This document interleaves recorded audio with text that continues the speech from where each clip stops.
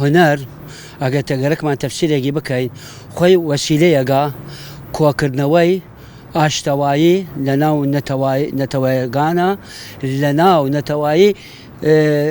وڵاتەکە خۆیە بین کورد و عەرەب و تورکمان و کە وەک عێراق باسیەکەینەوە وەک دەورە هاوسێگەمان ئینشا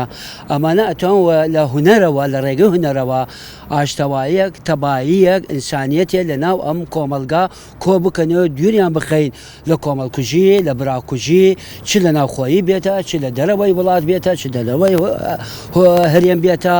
هنر وتمان قوتابخانەیە هەرچی نەتەوەیە هەرچی ئینسانیەتە مرۆڤە گشتی یەک ئەگرێتەوە بۆ ئەوەی خەڵک استفادە بکە ملت استفادەکە بەرەو پێشکەوتن نە بەرەو خراپەکردن و ناتەبایی و براکوشتنی و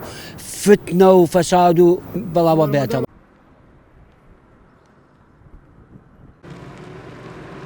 يأتي هذا المعرض بشيء جديد، بأن تكون الفن رسالة للتعايش السلمي بين الشعوب وبين القوميات، لأن مثل ما تعرفون بأن الفن هو عابر للقوميات، عابر للمذاهب، عابر لكل العوائق اللي تعيق التعايش السلمي بين الشعوب، وهي رسالة لكل العالم بأن المجتمع العراقي بكل أطيافه بكل أديانه بكل مذاهبه وبكل قومياته شعب مثقف محب للثقافة محب للفنون محب للحياة،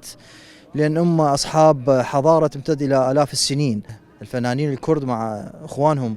من فنانين محافظة ديالى،